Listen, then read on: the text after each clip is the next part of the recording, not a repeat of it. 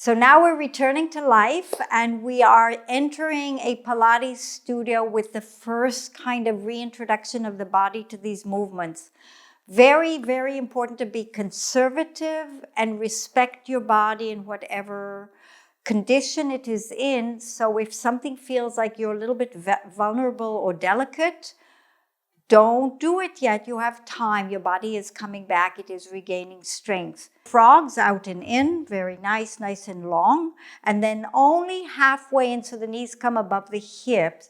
You don't bring them all the way up, which would be later. On some level, working like this is harder than doing the normal way because you don't have that relief out of the muscles, but you're building such a nice stability. This is a great place to set a good foundation.